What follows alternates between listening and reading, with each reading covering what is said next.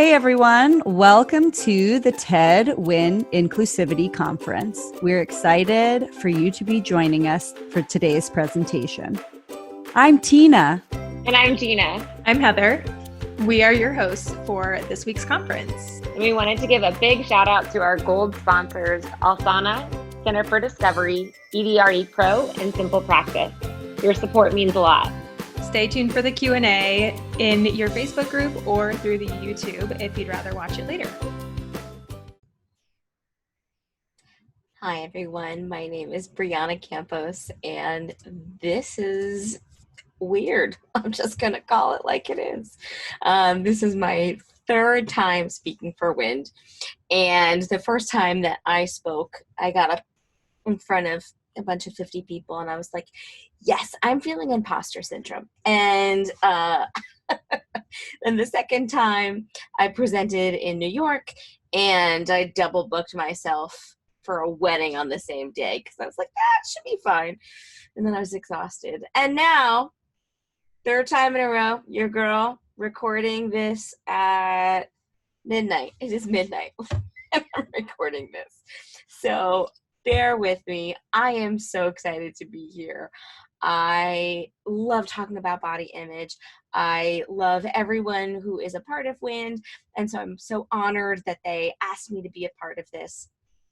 And yeah, this could get dangerous because nobody's going to cut me off. And I love to hear myself speak. So hopefully, hopefully it'll be okay.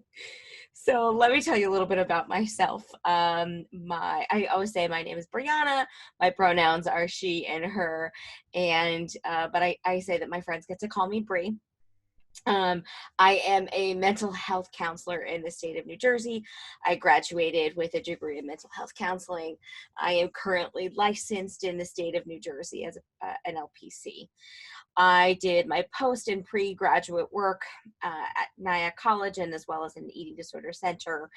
And I currently do in-home counseling for children, completely separate to body image and eating disorders. I'm actually looking to leave that position, and I'll be doing private practice full-time in conjunction with my work as body image with Bri. I don't have a title. CEO, I guess. I don't know. Anyway, so I did this, I stole this from a slide that I did last time, where I am also for my in-home company. I am not only the BA clinical supervisor, I am the IIC or therapist supervisor. And I also did 2 semesters at St. Thomas Aquinas teaching Introduction to Eating Disorders. But if you know me and you've heard of me, you've probably seen me having a lot of fun on my Instagram page. This is a picture of the sweetest little human in the world. This is my goddaughter, Eliana. And yeah, that's the good picture. I didn't post the one where she's like, nah, put me down. But yeah, so this was me. This was me doing a body image exposure for myself, because right, we're all continuing, we're all on this journey. Body image isn't a destination, and I have never worn a bikini, and so I said I'm gonna do it, and I didn't die, so that's good. So hopefully I'll get to talk a little bit more about that. So so the presentation today is going to be talking about bettering your own body image and how that impacts and helps your client.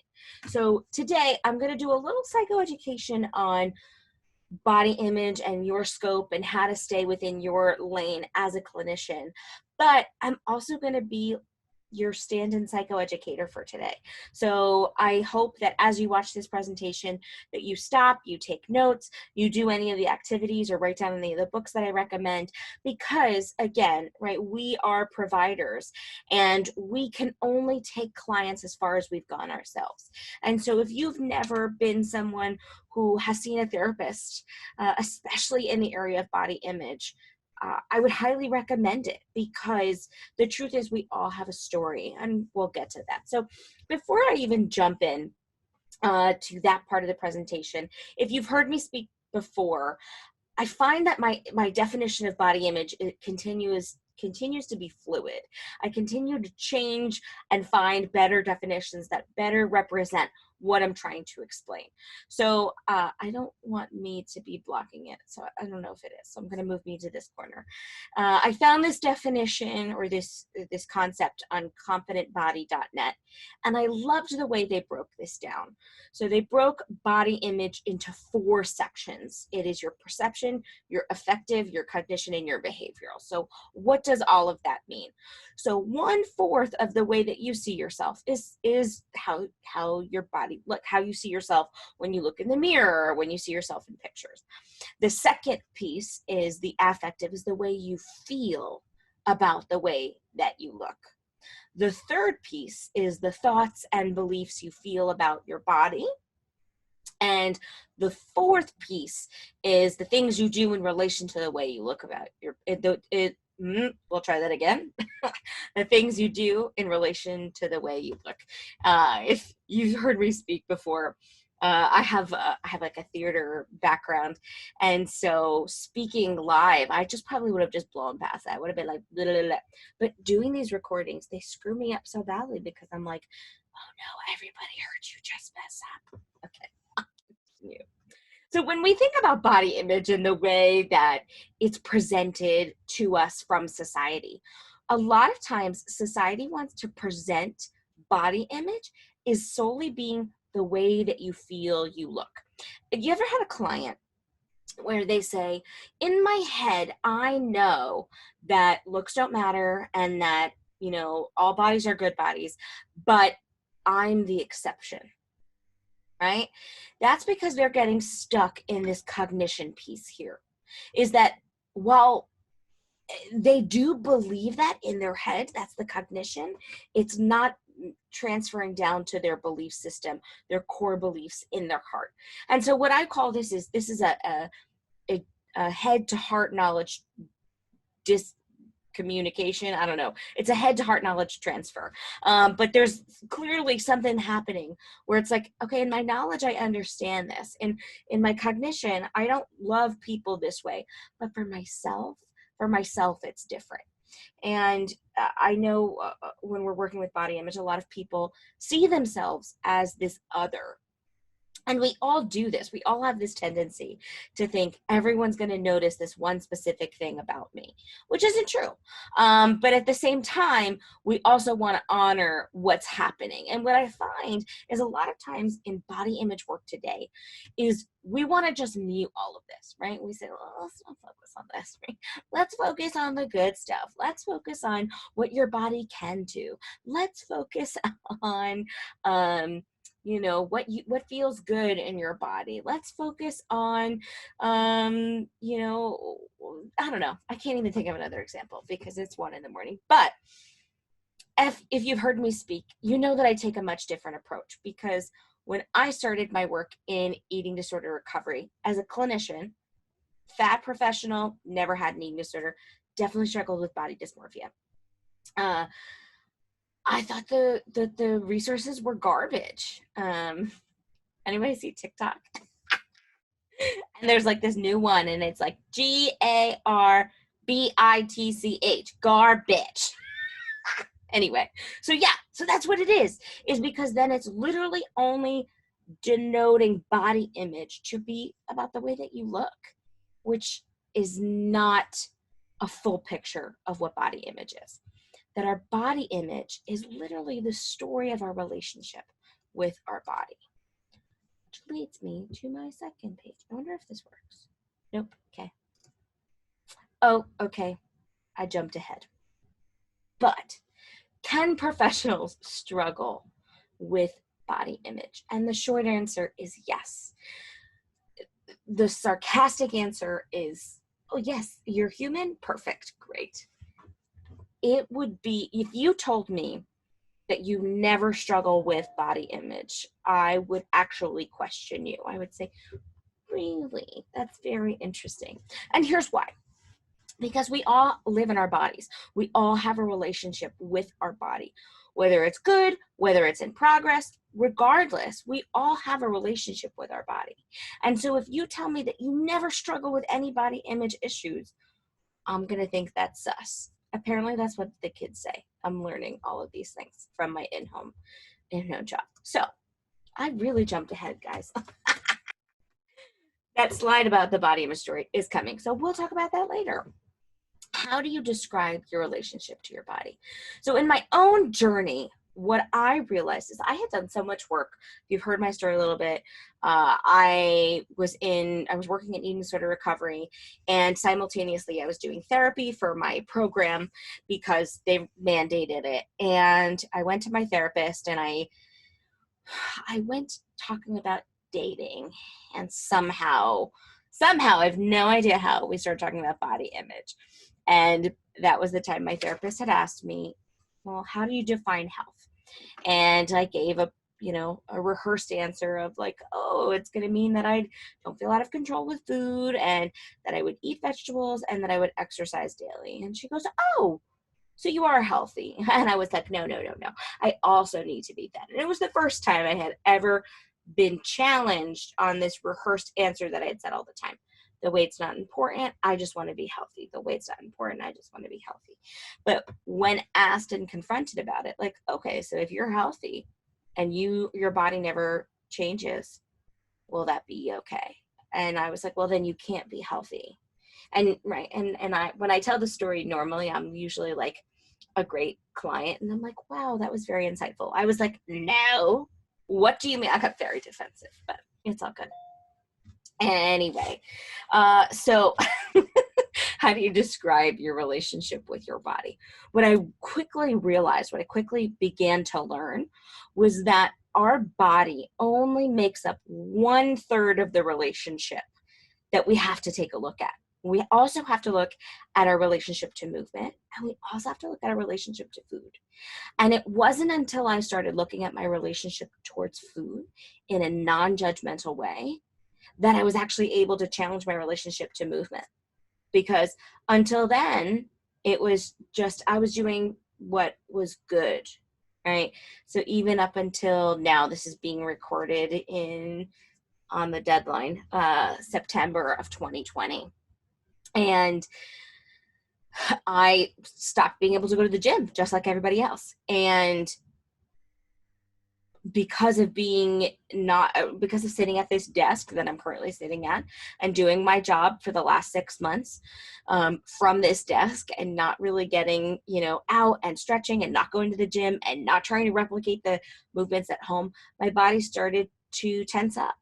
And the first thing I did was I blamed my body size, which I didn't include in this particular slide because there's too much, but we would call that body scapegoating, right? Is when we place blame on something when it in actuality, my body size could be a reason that my body was in pain, but it's not the only reason that my body was in pain. And what I realized that even just this year, right, as a body image professional and educator, was that I think part of the reason, yes, that I loved movement in strength training is because I felt good when I did it. It's because I was a good fatty, right? Like I felt like I was justified. Whereas now it's been harder to show up. It's been harder to show my body in spaces, and I have felt more uncomfortable. And I actually believe that that's because of not moving. But if you also think about the time that we're in, movement hasn't been a priority. We'll get to that too at the end during burnout. And I say this to all my clients. I'm like, if all you do today is get up and put pants on, then just get up. Like that's progress. I don't think we're considering the time that we're in, but coming back full circle, that our relationship is threefold. And what I realized also very quickly is that I was able to make peace with food much faster than I was able to make peace with my body. Because food, it was always like, oh, like this is nuanced, right? But I was very quickly able to normalize not demonizing food. It's much harder to do that with our bodies because bodies are still stigmatized in society today. Even as just recently, our favorite diet culture perpetuator, Jillian Michaels, who, fun fact, blocked me on Instagram. And I was like, okay, JM, whatever. But right, that like what we're doing here scares the living daylights out of people because it's radical, right? This is revolutionary that, hey, actually you don't have to change your body. You can take care of your body, but that's a value. You get to choose to do that. We're not obligating you to do that. So this was sort of like a little setup of like a little bit about body image. Now we get to talk about you and your relationship with your own body. So the first thing, I feel like I'm missing a slide, but we're just gonna keep going. And I'm thinking, if I was live, I probably would be saying all of this anyway, but I'm like, I know I had a slide in here. It's fine. So this is the point in the recording that I think it might actually be beneficial for you to try this activity and pause the recording after I give you the instructions, write out some things, and then, you know, continue to press play and go back. So this is an activity I actually learned in the IOP Eating Disorder Center that I worked at. And it's called your dining room table activity. So what I want you to do is I want you to think about your dining room table growing up. It could be your dining room, your kitchen, wherever you sat and you ate. Doesn't matter. And I want you to pick it from your childhood, from your earliest memory. You can think of a great time, like a good time, a happy time. You can think of a normal time, what was like the everyday like, and then, or, you know, maybe a time that was a little bit more difficult. I have some notes here. And I also want you to draw lots of things. I want you to draw what food was on the table, what was being served, what was cooked, and what was talked about. Like, what was the conversation about the food? Was it considered healthy food? Was it fast food? Was it thrown together? Was it an elaborate meal? I want you to think about who was at the table, who's sitting where. I want you to think about where is the food position on the table. Like where was it set up? Was it set up on the counter and then you would serve yourself? Was it mom running and serving the food to everybody and plating it? Was it all just on the table? I want you to think about the conversation at the table. Who's talking? What's the emotional climate of the table? And yeah, what are the family dynamics that are happening at your dining room table at childhood? I want you to write out. If you're not a drawer like me, you can also just write this stuff out. You can journal. So I'm going to give you a few minutes to do that because you're going to pause the video. And, oh, I figured out how to do it on my thing, but here we go. We're back. So welcome back. So what's the point of this activity? The point of this activity is to help you understand. I'm going to just read what I have here. So these are just some ideas of questions, but you're not going to be able to ask all of them. Sometimes I just ask a few of these questions to get the conversation going from there. This was written for a group that I had run. One point that can be made is that food and meal times can act like a sponge and soak up whatever emotions or dynamics are present at the table. And the reason this is important is because the way that we relate to food and we've related to food directly correlates the relationship we have with our body and to movement. So I even think, right, if many of you listening are dietitians, what drew you to this field? What made you want to become a dietitian? And I imagine, I could be wrong, the reason you became a dietitian might be different than why you're still a dietitian today. Could be wrong. I became a therapist because I wanted to help people. We're helpers, right? We want to help. What I have found in many conversations with many of the professionals that we work with is that, especially dietitians, we like to go into fix-it mode. This is what you're taught in school, right? Is that there's a problem and you're going to find the solution. And that's okay. I just want to normalize that. And I think actually therapists even fall into that too. I consider myself a bad therapist because I'm not like an actual bad therapist, maybe like a lazy therapist, because I don't see it anymore as my job to give people the answers. Like, I can provide you with tools, but I'm also not going to believe that it exists in standstill time where it's like, oh yes, this is all the right like circumstances for you to be able to do the things that you need to do. It doesn't exist in a vacuum, right? Real life happens. Real life occurs.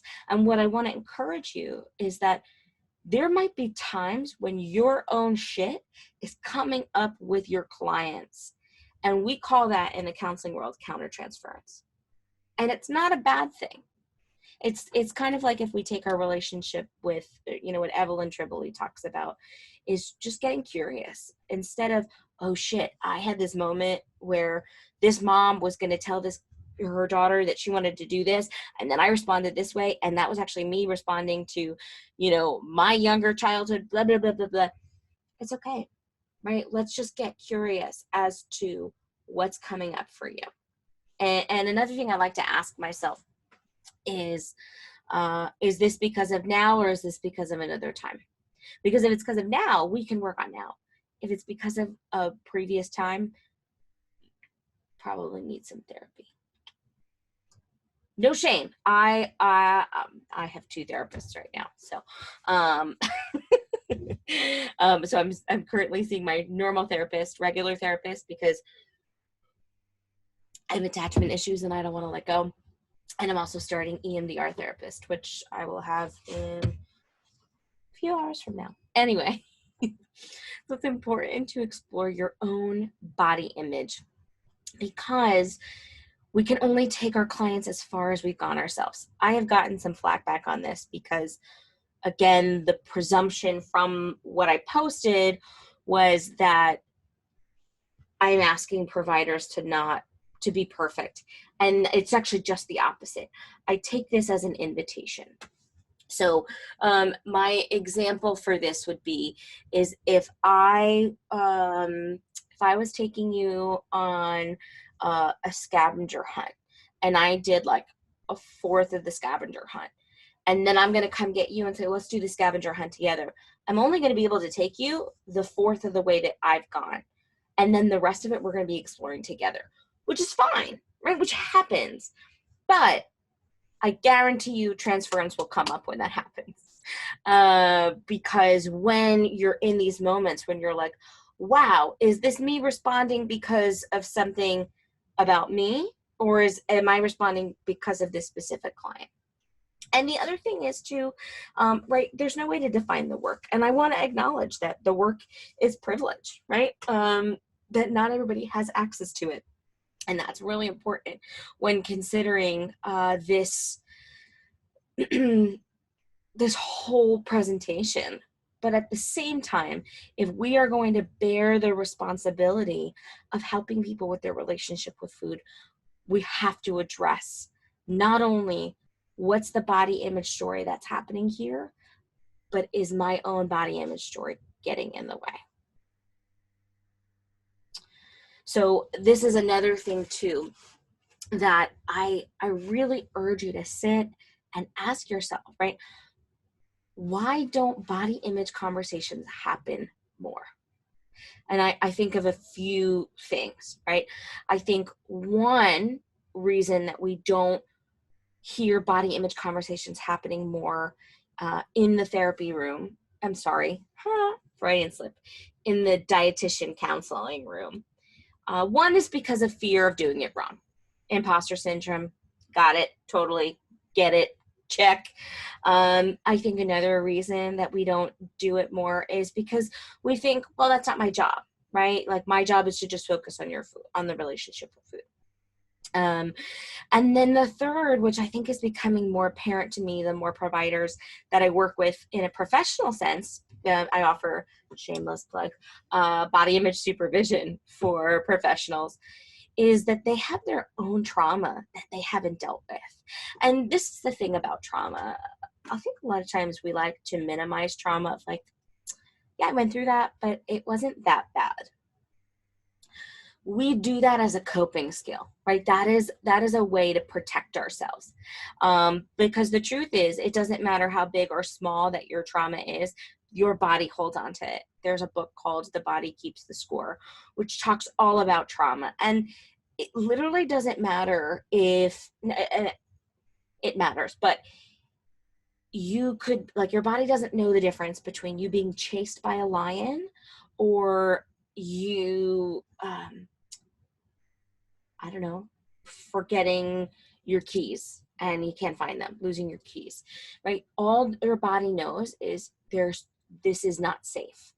And right, this is another conversation for another time, but this is a lot of why our clients don't go to doctors, right? It's because of that trauma. They're afraid to go to the doctors to be shamed for their body size. And so they avoid getting healthcare. But I think for us, it's really easy to work within what feels good and what feels comfortable, as opposed to, I don't know anything about this and I don't know how to do it. And I'm not recommending you just be like, okay, we have to talk about body image because Bree said you have to.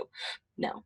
What I want to do is I want to empower you that not only can your clients have a better relationship with food and movement themselves, as well as their body, but that you can have freedom in your life too. Because body image is just the surface, right? Body image, I always equate body image work to an archaeological dig. And the reason I equate it to that rather than like a journey or like a roadmap is because the roadmap indicates that there's like a destination. Body image is a journey, right? It's relationship. It's like, I imagine you to think about any relationship that you have with, there it is, with any person that you might have. And it would be like, so I found my partner and we went to therapy one time and then we've never fought again. Liars, right? It would be like, my children always behave and we never have any problems. If you were to say that, I would think that you are lying. Like if you said like, oh, I've never lost my temper, I've never gotten frustrated, I've never gotten upset, I would say that that's a little suspicious. And here's why, is because it's normal. It's normal to get frustrated with people we love. It's not safe to be frustrated with our body, because what happens in society is it's either we see one of two things. We see, I feel uncomfortable in my body, so I'm going to change my body and I'm going to make my body look like what I want it. Or we see people say, I don't care, my body doesn't matter, I love my body. Great, whatever, you have the right to body autonomy. But the truth is that you each have a story, right? Each of these people has a story which got them to the place where they are. And so I would encourage you, and I would urge you to think about your own story of, when is the first time that you noticed your body? When was the first time that you noticed somebody else noticed your body? I share this, I always put this disclaimer, I believe my parents did the best they could with the resources and information that they had available to them. With that, I remember the first time that I noticed my body was, I was 8 years old. I've shared this. I was at the doctor's office. The doctor sucked, said to me, you're too fat, you need to lose weight. And I went home and prayed that God would make me thin and clean my room. And he didn't do either of those things. And I shared that on my episode with Christy Harrison, who was my sort of come to health at every size, my second come to Jesus moment. And she goes, I think that just shows, like, praying to God to make you thin and clean your room just shows the innocence of the age group that you were in, the cognizant, unawareness. Anyway. And so there was another time though, where I had a friend who always wore bikinis, and I kept wanting to wear a bikini, and my mom was like, you can't wear a bikini, you can't wear a bikini. And so I kept playing this thing in my mind of like, oh, it's not appropriate. It's not appropriate. Like it would be like, it's like in your underwear. Like, so it didn't even register to me like, oh, it's because of your body size. You have a different body.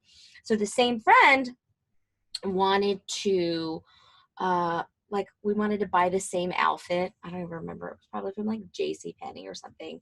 And I remember it was like purple and it had like a big heart and it was polka dots. And she was really tall and I was really short. And my mom said something like, your bodies are just so different. This isn't going to look good on you. And that was one of the first times that I was like, huh, so there are rules being in this body. And so as you think through your body image story, there might have been rules that you learned over time. It might not have even been about your body. It could have been about someone else in your family, right? But that there were these rules. Even if I've seen so many people who've had disordered relationships with their body, their parents haven't ever said anything to them, but it was because of the way that their parents treated themselves.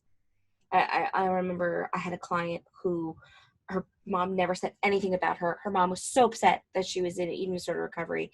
She said, I never once said anything about her body, never once. And she said, but mom, you talked about your body. I watched you hate your body for years and I learned to hate my own.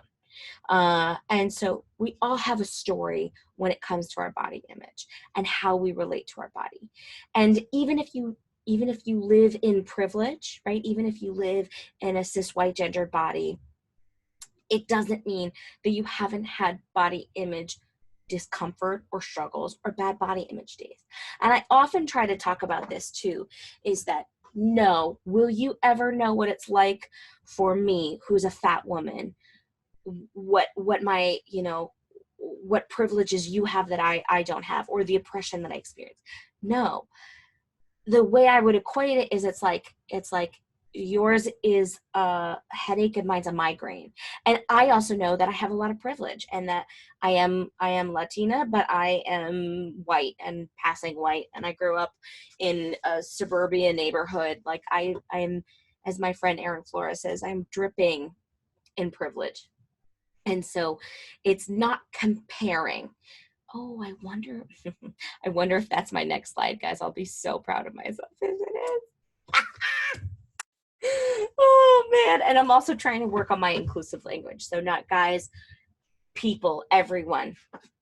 And there's another thing too, is making mistakes out loud.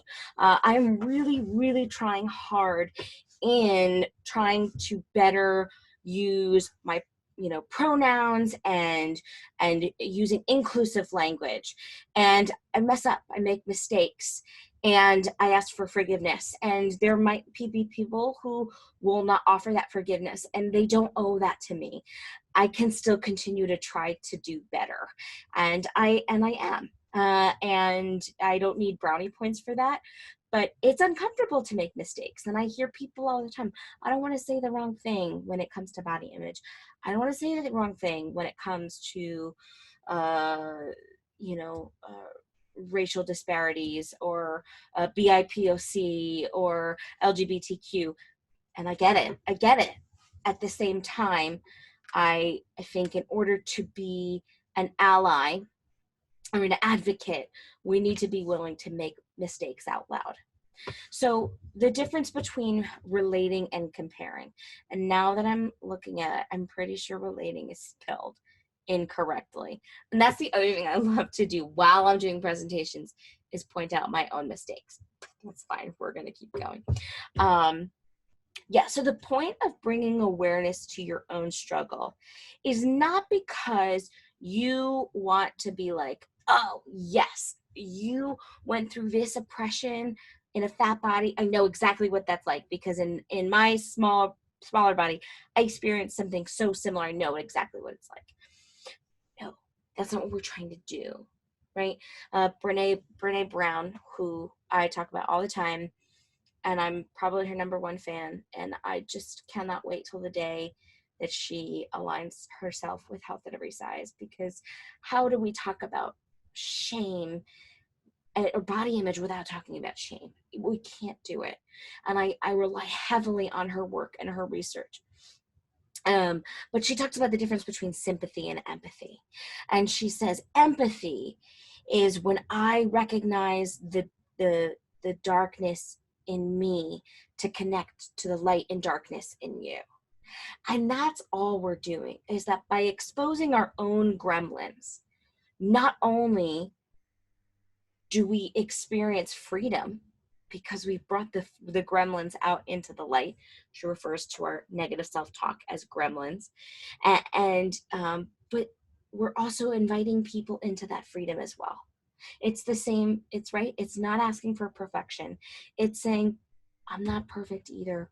I got gremlins too. Most times I'm transitioning in my business from working with clients to working with professionals, because the reason is I see the need that I would so much rather, instead of spending this short amount of time with clients to then say, you need a higher level of care, you need more support, you need therapy. Why can't I just train the people who they're already paying money to do this work so that it can expedite them of, you really need to get therapy on this. This seems like we've gone as far as we can and I can't help you anymore. This is where you need help in, or I'm going to continue to walk along with you in this process. And in that transition, I've had a lot of gremlins come up. When it comes to asking people to make an investment financially in me, asking my colleagues to support my work and to come and to listen. Anytime a program of mine fills up, I'm like, are you sure? Like, do you know what you signed up for? Do you know how much I just asked you to pay? And the reason it is because it comes down to value. It comes down to a self-worth of, I can't ask this from people. And this is where that archaeological dig comes in, is because it used to be a surface level issue of a body image of, well, I can't ask things of people because I can't be fat and also have needs. That was a message that I learned very early on, is you can't be fat and mean. You can't be fat and have a boyfriend. You can't be fat and be emotionally needy. So you have to give to other people. Now, again, these were unwritten rules. This was nothing explicitly told to me. This is what you must believe. This is what I gathered, right? If as children, we are taking in our environment and we are formulating and gathering, this was messages that I just said, oh, this is what I understand of the world. And it's funny because it's like, okay, I see, fat people getting married and having relationships, but it was still, that was the message of, oh, this is what disqualifies me. And so I didn't pursue a private practice because I was like, nobody's going to want to work for me. Nobody's going to want to work with me because of my body. People are going to be like, nah, she's got her own shit. Like she can't help me. And when you dig through that, when I've dug through that and I got to the nitty gritty, it actually came down to, my differing values of, or like, I guess the line is there, of my value of wanting to help people sort of enmeshed with this value of wanting to people please, of, okay, but if I'm fat, will they still like me? Will I still be liked? And yeah, and that's hard. It's hard to separate out. And you can replace fat with anything. If I'm not educated, if I don't have this degree, if I don't have this many clients, if my program doesn't fill up, whatever that is, right? That is tied explicitly to our core beliefs. So again, the point of doing our own body image work is never to compare, but is to relate to the struggle. So how do I improve my own relationship with my body? I would definitely start with just trying to understand your own body image journey, trying to understand, where did it start for you, right? How do you feel about your relationship with your body? If you had to describe your relationship with your body, what does it look like? And this is another thing too, is like, just because you don't experience depression doesn't mean that you don't have difficult body image days. I wouldn't necessarily say to someone like it's the same thing, right? But it doesn't mean that you don't struggle. Just because I am a provider who teaches body image doesn't mean that I don't struggle with body image as well. And this is why it's an archaeological dig. It's not a destination. It's not a, oh, I've arrived here, right? It's here's what I keep finding, right? And Carolyn Costin, who is well known in the eating disorder world, describes body image like a car light signal. If the check engine light comes on, you can turn it off. That doesn't actually fix what's going on underneath, right? You actually have to pop the hood, check out what's going on underneath. It's the same thing of like when you break up with a relationship breaks up and you're like, I just need some change, and so I'm gonna get a haircut. Haircut might feel great, but it doesn't actually solve anything. And this is what we teach our clients, right? That this is why dieting doesn't solve body image issues. One of the things I've had to really dig into is when I feel body discomfort, I need to separate out body discomfort from body shame. Body discomfort is, this doesn't feel comfortable, or this is making me feel some sort of way, and this thing is making me feel bad about myself. Right? So there's this distinct difference between body discomfort, right? I'm trying to think for myself. I was sitting at a barbecue on Labor Day, and the chair was just a little snug, and I was uncomfortable. There was discomfort.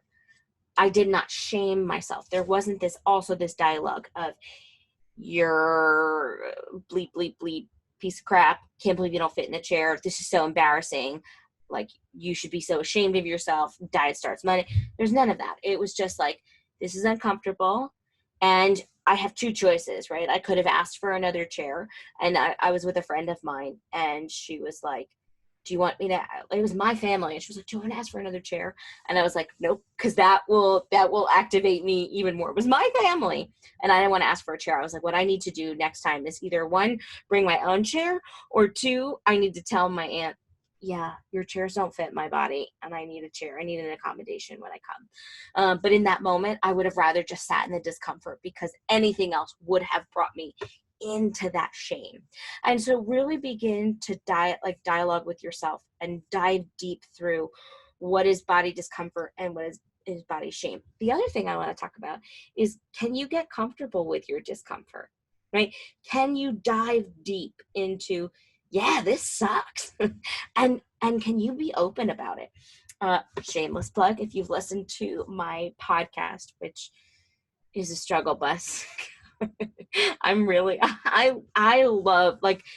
love my podcast. I love being able to talk to people about their body image journey. And one of the things I always do when I ask is I try to encourage people to talk about a difficult body image day that they've experienced.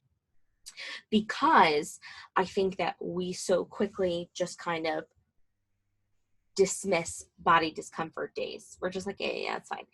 But I think that if we were honest and we were more real with ourselves, one, it actually might make us more relatable to people. Actually, Chairgate 20, was that 2019? No, it was 2020.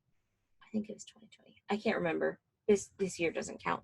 I had a chair that had arms, and I think it was at the beginning of quarantine, and I just noticed that my chair was really uncomfortable. It was right at the start of 2020. Should have known. And I was really embarrassed, because I was like, this chair is so uncomfortable, and my body's getting bigger, and it's my body's fault. And so I ended up sharing on Instagram that I was having a really bad, body discomfort moment, and that this chair wasn't fitting me. And it's really easy to try and blame myself and to scapegoat my body. And what I realized afterwards, talking to the same friend who came to the barbecue, was that there were some things going on in my life that I had no control over. And how much easier was it to focus on not fitting in a chair than it was to focus on those things, on those other things that are sad and out of your control. And so that's a really good indication, right? When we have a bad body image day, what else was going on? So of just being able to track your body image days, right? Or bad body image days or body discomfort. Can you identify? So for me, I know right around my menstrual cycle, I'm not going to have some good body image days. So I make sure my comfy clothes are ready. I make sure that there is nothing that's going to there's no tightness. My soft bras are ready. I'm just going all out, guys, right? But because I know that that's how I take care of myself. And this is another thing that if you give me a soapbox, I'll step on it. There's such a bastardization of how to help decrease body discomfort. And it's used as a way to fix body image, which it's not intended to do. Wearing comfy clothes doesn't fix body image, right? Body image is fluid. Body image has good days and bads. There's no fixing. Improving, having better body image is knowing how to take care of yourself without judgment, but with that curiosity. I've lost my mouse. There it is. So there's a lot of tools and tips to improve your relationship with your body image. But none of this can be discussed or talked about without shame. Again, big fan of Brene Brown. And I think that especially as helpers, right, we want to look like we have it all together. We want to look like we're not struggling, because how can, as professionals, we be struggling and also help the people that we're working with? And the truth is that we can. And there's ways that I can support this, I guess is the word I'm looking for. But the answer is it's not being void of your own experiences. It's being aware of them and then having tools and resources to process through them. And so, it's like, I don't know, it's like doctors get sick, right? We don't hold that standard for anyone else. It is, though, it would be like if your doctor is sick and then just keeps going into work. That would scare us a little bit, right? We'd be like, you need to take some time off. So I really love this quote by Brene Brown. But she talks about this in this quote. I believe it's from The Gift of Imperfections. I could be wrong. It also could be from her other book, Braving the Wilderness. I'll double check. But it talks about belonging versus fitting in. And I think a lot of times what we aim to do is we want to fit in. We don't want to be different. We don't want to have anything that makes us stand out. And so I don't have any problems. I'm good. I'm great. I'm here. I'm showing up for you. This is about you. But instead of trying to fit in, right, we are actually searching for belonging. And belonging is belonging to yourself first. And so for me, one of the biggest things that helped me with deciphering between body discomfort and body shame was my self-talk. How did I talk to myself? And I used Brene Brown's gremlin dialogue, a conversation of imagining gremlins. So if you picture, if you remember the movie from, I think it was like the 1980s, there were rules about gremlins, right? They were these tiny little creatures, and you couldn't get them wet. You couldn't feed them after a certain time. And when you exposed them to the light, they died. And so that's the same thing with our gremlins, is that we think, there's only one gremlin, and it's a body image gremlin, or it's a, I don't know. I can't even think of another gremlin right now. But what I find with these sneaky guys is that they just find a new place to nest. So when it's no longer body image, then it's going to be like, well, do I have enough degrees? Or is it, am I charging too much for my sessions? Am I worth this? There's so many different nuances that we can get into. And Brene talks about shame having two voices. Shame says, who do you think you are, and how dare you? And so one of the things to better your own body image is really paying attention to your self-talk. So when you go into a session and you are prepared to talk to this client about body image and your shame gremlin says, who do you think you are? Of recognizing that's not your thought. That is someone else's thought. And so I have a client who's shared that I'm welcome to share this technique, and I absolutely love it. I don't necessarily want to get political, but I still found it very funny. So I just appreciated it. She's somebody who has been through a lot of things in her life, including, the loss of a parent and sexual assault. And like, she started saying things like, and then I questioned, like, was my sexual assault even like real? Like, was it my fault or whatever? And like, we started talking about the dialogue, and she goes, my dialogue, like my gremlin dialogue, kind of sounds like an old Republican man. I thought that was great. And so we went from that. I was like, let's just go with this, right? And we gave her gremlin a whole persona, and we named him Carl.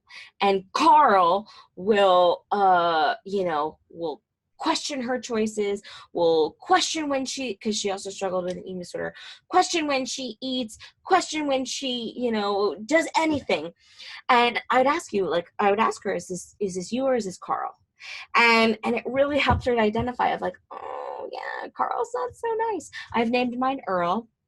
I don't know why. There's no significance, but we're actually going to get into a little bit of whereas I think especially for us, those of us that are high functioning, we don't necessarily have as many gremlins on this level of like, oh, this bad thing happened to me and I deserve to be upset. It's more of like this, oh, this need wasn't met for me, and now like I have to just suck it up. We'll get there. And so between differentiating between your gremlin voice and then the one thing that I have done, and this I find for some people, especially my clients, can be really hard, is your loving inner parent, right? What would your loving inner parent say? I always think about my sweet goddaughter, and I'm like, well, if I wouldn't say this to her, what would I say? What would I say to her? And I try to say it to myself. It can be really hard sometimes because I'm like, you're an adult, you don't need that. But I think about 8-year-old Bree. I think about 8-year-old Bree who just wanted to wear the stupid, Purple Heart polka dot pants and didn't feel safe to because her body was wrong. And I just think about her needs, and she wasn't able to get her needs met. So can I meet 29-year-old Bree's needs? Yes, I'm 29. Another gremlin. I used to not share my age because I was like, oh, people aren't going to take me seriously because of my age. People aren't going to take me seriously because if they know I've only been practicing intuitive eating for 2 years or so, like there's always a gremlin. It's just a new place to nest. So this is another type of therapy that I think, I haven't talked about any other type of therapy. This is a type of therapy that I'm really fascinated by, and it's called the internal family system. Now, again, I'm going over all of this stuff, not so you can go back and be like, this is what I learned at WIND, and now I have to do it with you. This is actually really more for you. I'm like oh my God, I'm starting to talk like a TikTok. I'm so sorry, everyone. What are those TikTok stars and they talk into their mic? Getting distracted. It's because it's late. Anyway, so internal family systems, one of my favorite trauma therapies. Now, I am not trained in IFS, but I do want to talk about it because I think it can provide helpful insight into why we are the way that we are. So again, do not use unless you're trained in it. So internal family systems breaks down ourself into parts therapy. So if we have ourself at the core, this is the person who, when differentiated, acts or as active, compassionate leader. That is the person who we are, right? And then you have three different parts which let's start with the manager. Managers are the protectors of the system. They attempt to keep the person in control of every situation and attempt and relationship in order to protect them from feeling hurt or rejected, which we'll get to, but that's next style. So those would be like those personality traits where we're controlling, or we're self-critical, or we're a caretaker, or we're a planner, right? It is the part of us that maybe isn't connected to the calmness and the clarity and the compassion that our true self is aligned with. But it's a little bit more, what's the word? Just sharp, right? Of like, this is what we need to do, right? Like, this is the no nonsense parent. Then you have the firefighters. Firefighters also protect the system, but they act after the exiles are upset to either sue them or distract them from them. Any activity can be used from to get away from an exile. So this is probably where, especially with our clients, we will see the disordered eating, disordered exercising, self-harm, violence, dissociation, distraction, obsession, compulsion. Any of these things, which this is the car light, right? When the car light engine comes on, boom, the firefighters are like, let's go on a diet. Let's go shopping. Let's not feel this because this isn't safe. We're not dealing with this today. Okay, no.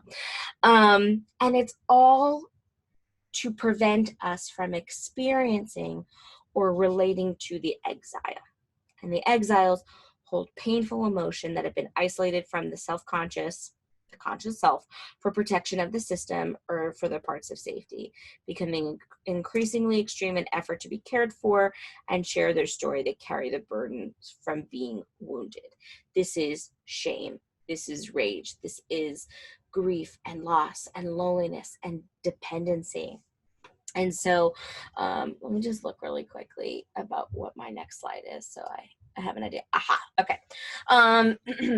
So I wanted to share a little bit, again, in just full disclosure. So classic 2020, lost power the first week of August and lost Wi-Fi for about, I don't know, it was like a week and a half, and it was really stressful. Now, my calm core self would have told anybody, listen, this is very stressful. You need to take off the week. You just need to cancel your sessions and you need to just take care of yourself. But that's not what happened. That's not what I did. My manager took over and she was like, okay, guys, no worries. We're going to go into planning mode. We're going to fix this. And so I contacted some people. Can I come to your house? Can I work from your house from these hours? And then I'll come back.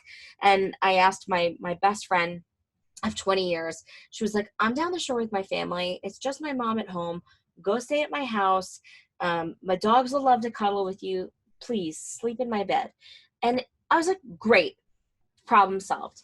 And then I get there and I'm feeling this deep feeling of discomfort. And I'm like, oh my God, she's helping me. And I have to thank her. So I'm on Amazon on her Wi-Fi and then the charger wasn't working. So I'm losing battery and I'm like, oh my gosh, I got to find something that I can thank her. I was like, maybe I should pay her. So then I started looking up hotels and then I was like, oh my gosh, like this is bad.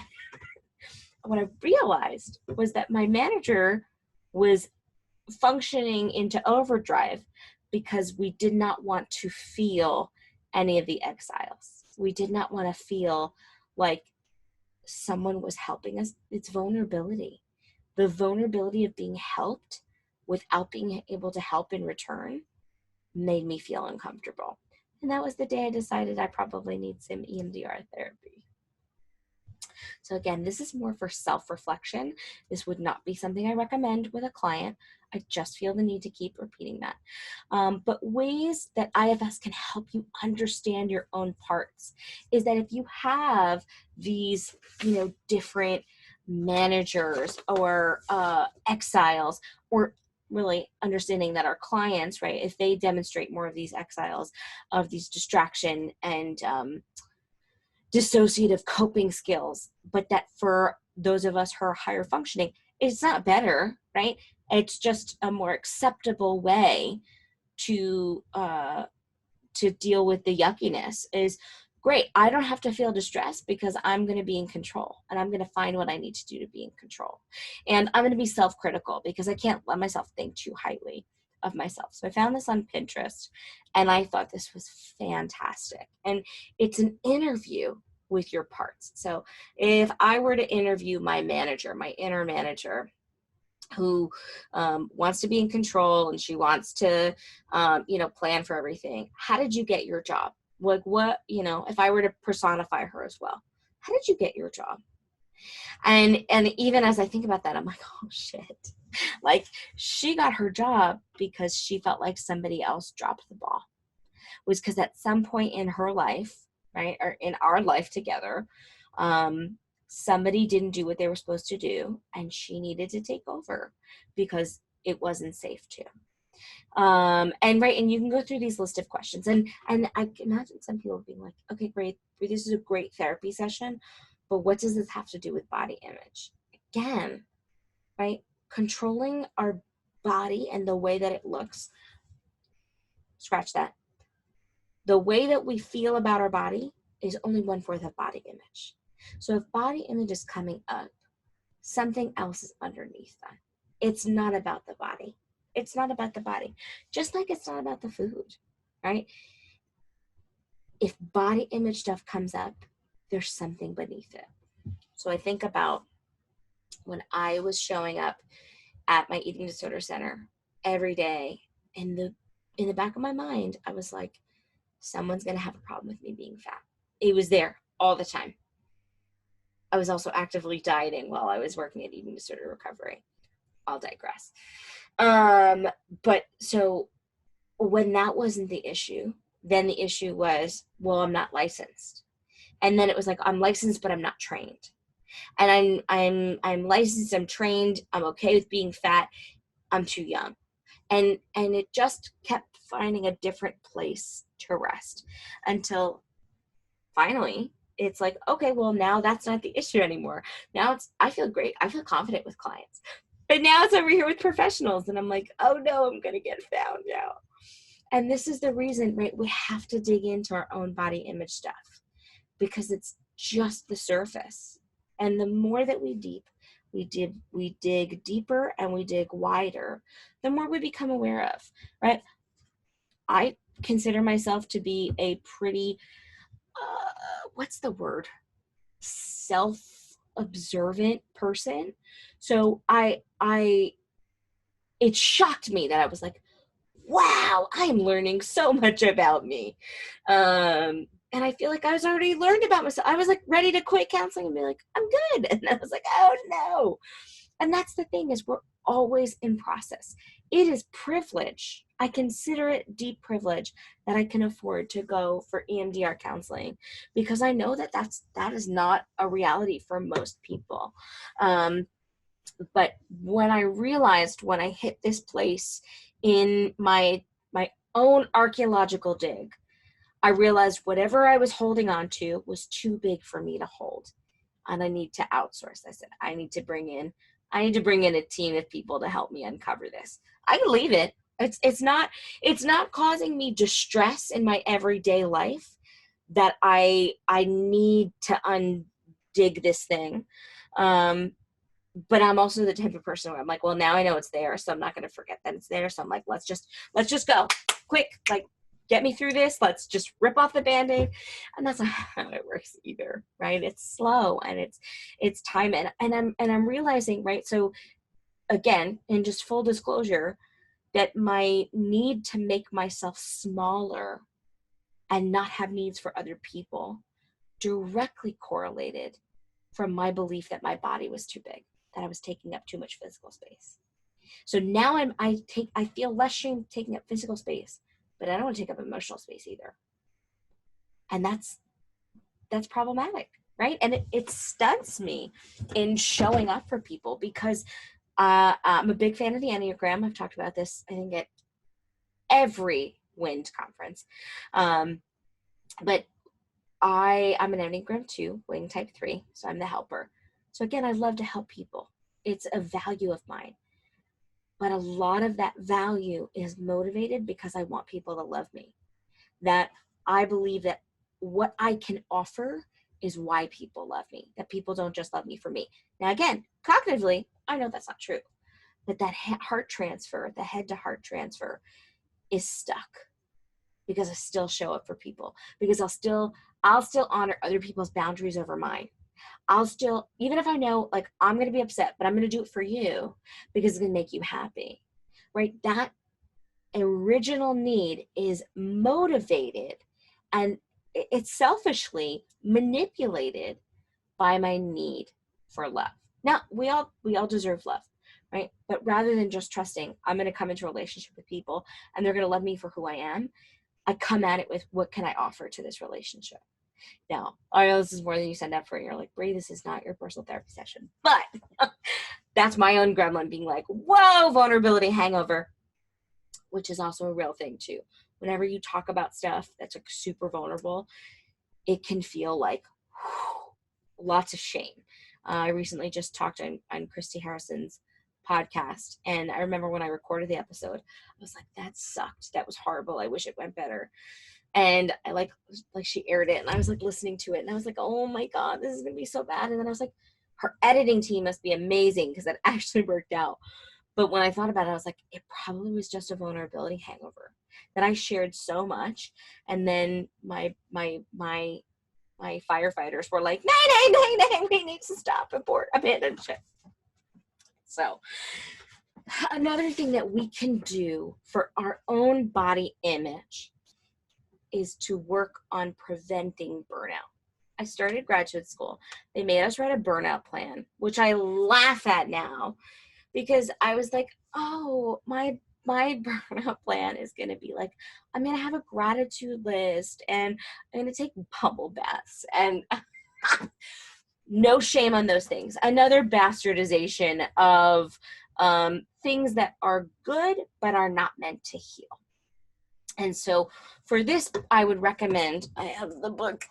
I meant to have all the books that I mentioned. This one is called Burnout by Emily and Amelia Nagoski. And they talk about burnout. I think I used this example before in the stress cycle, that our body does not know the difference between being chased by a lion and giving a presentation. There's a video here that I'm not going to play for you, but I encourage you to click on it and to listen to the video. It's a short video where they talk about how you can stop the stress cycle for yourself. And so they give you lots of tips and tricks that I think are fantastic. And then I'm going to give you my tips and tricks. So one of the things they say is that, you need to just let your body know that the stress cycle is complete, that you're safe. And the way that they can do that, they say, is naturally, like, right? So if you're being chased by a lion running, let your body know, okay, like, it's time to relax. I actually Googled this recently, that when animals are chased in the wild, if they get away, moments afterwards they shake because they get the trauma out of them from being chased. And so when we have gone through daily traumas or stress, we need to let our body know we're safe now. And so movement is one of those things. I love how they break down their definition, though, that that's not the only thing that we can do, that you can stretch, that you can do like a meditation or a mindfulness where you're connecting to your body to relax, that you can get a hug from somebody, that I forgot how long they said, but let's say like a 20-second hug from somebody is enough to help your body know we're safe and we're no longer in that stress cycle. And then they talk about sleep, which I have friends who are committed more to my relationship with sleep than I am. And they said that if you are not getting at least 7 hours of sleep,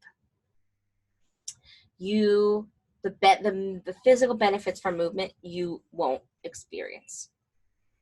So if you're not getting at least 7 hours of sleep, 7, whoa guys, I put up 6, 7 hours of sleep, you will not receive the physical health benefits from movement. So you might feel like more energy, and you might feel like a better body image. I always feel better when I'm moving I always feel better about my body when I'm moving, but you will not experience the physical benefits from movement. Sorry, I'm getting all distracted here. So yeah, so why is it important to talk about burnout? So I love how they talk about this, and I love the examples they give. And I think that this is another essential thing to body image. But for me, I'm more interested now in figuring out, how does burnout happen in the first place? And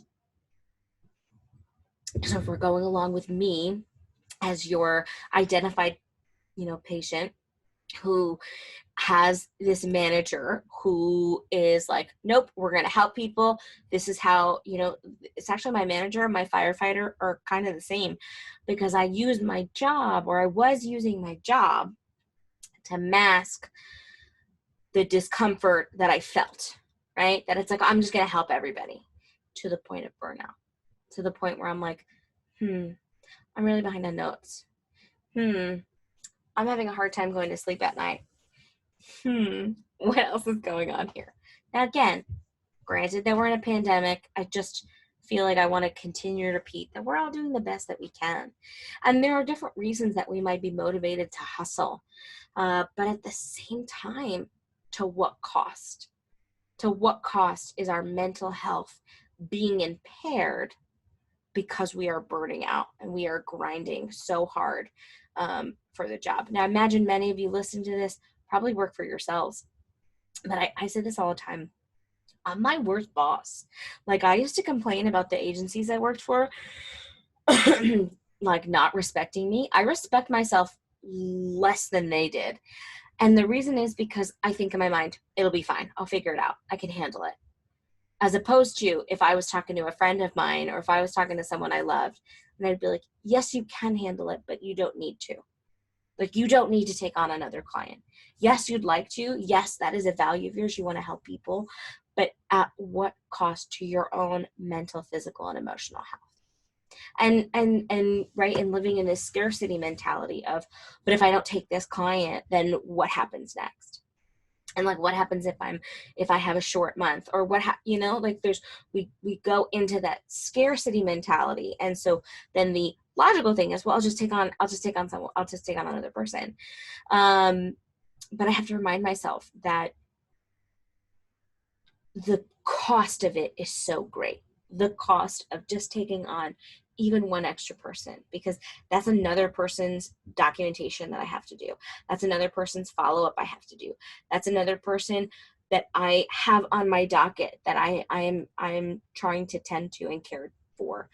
And that can directly impact not just how you feel about yourself as a clinician, but how you show up for your clients. And then this too of, is it enabling you, right? Is it enabling you to have bad practice? I'm going to use the word bad practice. Adaptable coping skills, right? It's a functional coping skill. I can take on as many people, and I can work to the grind, and I can record my presentation till really late in the evening. But at what cost? And so, the secret to unlocking the stress cycle will also help you improve your body image. Now, I know I've thrown a lot at you today, and I'm sure many of you are thinking, okay, well, that was great, Brie, but how is any of this, what do I do? Like, how do I take any of this back to work with my clients? The truth is, you probably don't. The truth is, now you have this knowledge and this framework of, hey, maybe I'm not looking for a straight line. Maybe it's not just A to B. Maybe it's not just, I want you to eat the bagel, or I want you to, work out this week. I want to understand my client's full picture. I really want to understand them entirely. I want to understand what makes it hard for them to get up and go to the gym, or maybe not go to the gym, but what makes it hard for them to get up and eat breakfast. And there's probably a lot to it that's not even on the surface. So your job is not to figure out the answer. your job is just to ask questions. And what I would say is, if you start to find yourself sort of teetering into this lane of mental illness or mental health, right? That's when I would say I would refer out, because body image, we're just asking questions. How do you relate to your body? How do you relate to food? How do you relate to others?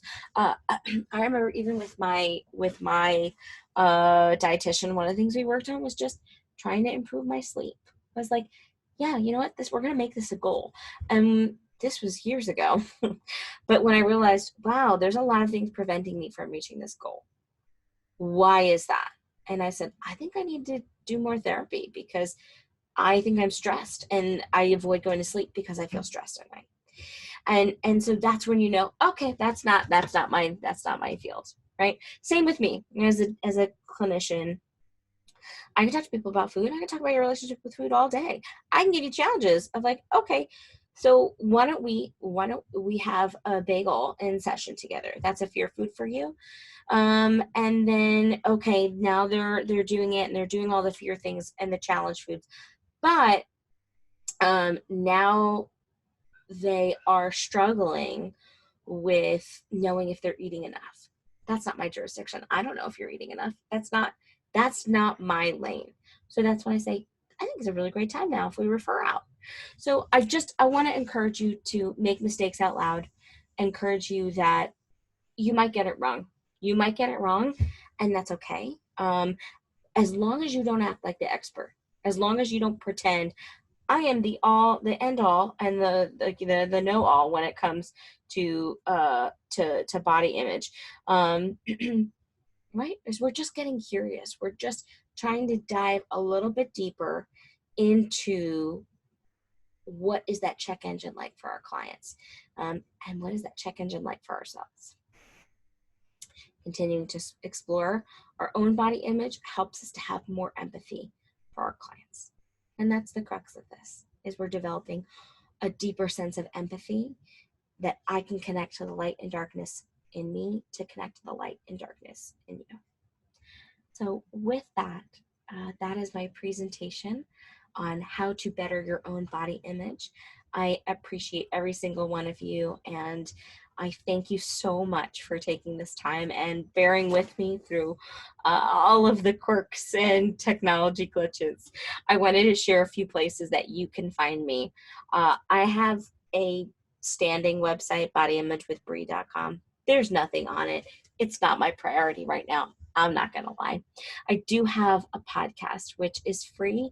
It can be found on most listening places like Spotify, Apple, Google. There's a couple other ones, and I produce it on Anchor, so it can be found there. And it is just called Body Image with Brie, and I just take you through mine and other people's journey through body image discomfort and all things body image. So I have about 5 episodes produced right now, and I am sitting on about 5 episodes that I have to produce. So hopefully by the time this is launched, I'll have a couple more episodes out there. I wanted to tell you about 2 offers that I have currently and will be offering for 2020 and possibly 2021. I might be changing the offer some. So the first would be for your clients. This would be for any client who they are working with you. They're like on track. They're like, yep, I want to have a better relationship with my body, but I feel stuck. That would be the client is my ideal client. I say my ideal client is the person who does not yet feel like they belong in the body positivity world, but also don't want to diet anymore. So it's a body grievers group, because again, I think that we don't leave enough space for the discomfort, and I'm really good at sitting in the suck with people, especially when it comes to their body. So it's a 6-week group, and I will be launching the next one. When this airs, it will already be active. My next one I will be launching in 2020. One. Oh my gosh, crazy. Okay. And then the second thing that I will be doing is I offer a professional cohort supervision for people who just want to talk body image and go over cases. And it is a 3-month commitment. We meet twice a month.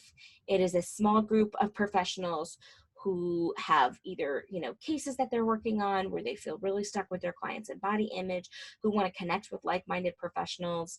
And we'll go over real life case studies of what you're working through with your clients. All the sessions are recorded, so you get that when you go home. And there's also a private Facebook group for you to connect. So by the time this launches, my next launch opening will be in November to start in December. I imagine that I will have these same offers going forward in 2021, but the more I do them, the more I realize how I can refine them. So they might look a little differently in 2021, but I do also offer one-on-one sessions and guest coaching as well. And so the best way to reach me is by emailing me at bodyimagewithbri@gmail.com. I also I'm on Instagram way too much. So come hang out with me. I really appreciate you. And I wish you all health and wellness and just the best of luck on your body image journey. So much love to you, friends. Take care.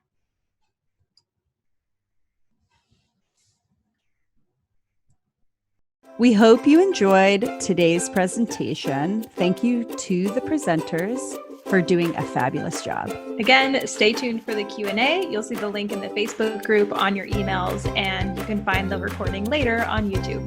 Thanks again to our sponsors. Our gold level sponsors are Alsana, Center for Discovery, EDRD Pro, and Simple Practice.